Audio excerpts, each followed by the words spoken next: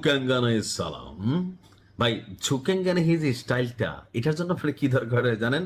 Unlimited supreme পাওয়ার। আপনার পেছনে জোর থাকতে হবে, আপনার তলেও জোর থাকতে হবে যখন আপনি বলবেন ঝুকাঙ্গানে ভাও। তো কে ঝুঁকবে না? পুতিন কাকু, ওয়ান এন্ড অনলি পুতিন কাকু। পুতিন কাকুর বাংলা ফ্যান ফলোয়ার যারা আছেন, ভিডিওটা শেয়ার করবেন। এই মুহূর্তে মার্কিন যুক্তরাষ্ট্র কৌশলগত, প্রত্যক্ষ পরোক্ষভাবে দুইটা দেশের সাথে যুদ্ধে লিপ্ত হয়ে গেছে। একটা হচ্ছে রাশিয়া, একটা হচ্ছে চীন। এখন এই যে দুই পরাশক্তির সাথে লড়াই করতেছে, এই পরাশক্তিদের মধ্যে পারমাণবিক যুগের আব্বা যারা, বা সক্ষমতার আব্বা রাশিয়া, এমন এক জিনিস বানাইছে। আগে তো চাইলে আমেরিকার এই মাথারে ধরলো ওই মাথা পর্যন্ত না যাইতে পারলেও মাঝামাঝি যাইতে পারতো। বাট এখন যেটা বানাইছে, আমেরিকার যে কোনো প্রান্তে আমেরিকাকে পাপ্পা কনে, হ্যাঁ বেটা ইয়ে বাতা দো, মানে বাবাকে তুমি বলে দাও, এরকম কিন্তু একটা সিচুয়েশন তৈরি করতে পারবে। দর্শক, রাশিয়া নতুন একটা ক্ষেপণাস্ত্র সামনে আনছে, যেটার মানে কতটুকু দূরত্ব?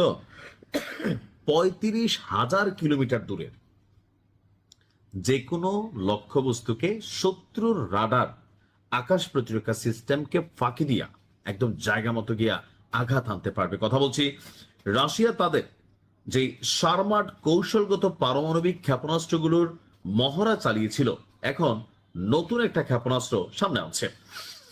যুক্তরাষ্ট্র বা ইউরোপের হাজার হাজার মাইল দূরের রাষ্ট্রগুলোতে পারমাণবিক হামলা চালাতে সক্ষম একটা ক্ষেপণাস্ত্র নিয়ে রাশিয়া কাজ করতেছে, আর এটা হচ্ছে সারমাট।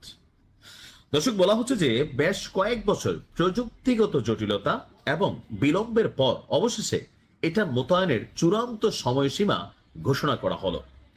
গত 12ই মে টেলিভিশনে দেওয়া এক সাক্ষাৎকারে পুতিন বলছেন, সারমাট ক্ষেপণাস্ত্রের যে মাথাটা আছে, ওয়ারহেডটা আছে, এটার যে ধ্বংস ক্ষমতা বা ইএল, পশ্চিমা যে কোনো সমমানের অস্ত্রের চেয়েও 4 গুণ বেশি। অর্থাৎ তাদের কাছে যেইটাই থাকুক এই কোয়ালিটির, ওটার থেকে এটার পাওয়ার 4 গুণ বেশি।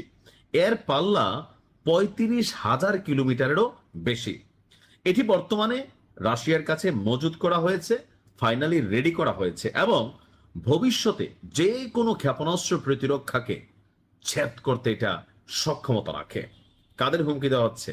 পুতিন কাকু কিন্তু বলতেছে, সারমাট ক্ষেপণাস্ত্রের উন্নয়ন পর্যায়ে অতীতে বেশ কিছু ব্যর্থতাও ছিল।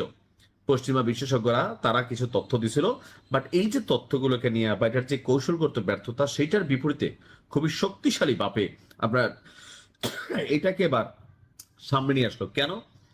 রাশিয়ার নাকের ডগায় কয়েকটা রাষ্ট্র আছে, লাইক ধরেন ফিনল্যান্ড, তারপর হচ্ছে সুইডেন, তারপরে যে ইউক্রেন, পোল্যান্ড। তো এই রাষ্ট্রগুলো, কয়েকটা রাষ্ট্র এই মুহূর্তে ন্যাটোতে যোগদান করছে। এমনকি ন্যাটোতে যোগদান করে তারা কি করতেছে? পুতিনের বিরুদ্ধে এক ধরনের অবস্থান নিতেছে, যে তারা আপনার কি বলা হয়, যে এখানে ন্যাটোর সাবমেরিন বেস ঘাটাচ্ছে, ন্যাটোর সামরিক ঘাঁটি বানাচ্ছে, ন্যাটোর এইটা বানাচ্ছে, সেটা বানাচ্ছে, এমনকি সেখানে মহড়া দিচ্ছে, পারমাণবিক সক্ষমতা দেখাচ্ছে। তো সেই ক্ষেত্রে পুতিনের কি একটা স্ট্রেস টেনশন আসে না? অবশ্যই আসে। কারণ আপনি যদি এই বিশাল সাম্রাজ্যকে, এই রেজিমকে আপনি আপনার ক্ষমতার মধ্যে রাখতে হয়, তাহলে আপনার কাছে মেশিনারিজ থাকতে হবে। স্বাভাবিকভাবে লড়াইটা প্রত্যক্ষ বা পরোক্ষভাবে মার্কিন যুক্তরাষ্ট্রের সাথে। তো আপনি তাকে টেক্কা দিতে গেলে আপনার ভান্ডারে এমন মেশিন থাকতে হবে, যে মেশিন দেখা মাত্র পাপ্পা ইয়ে কন হে বা ইয়ে ক্যা হে, এই বাত শব্দটা চলে আসে। পুতিন কাকু জিন্দাবাদ। ভালো থাকুন। আসসালাম আলাইকুম।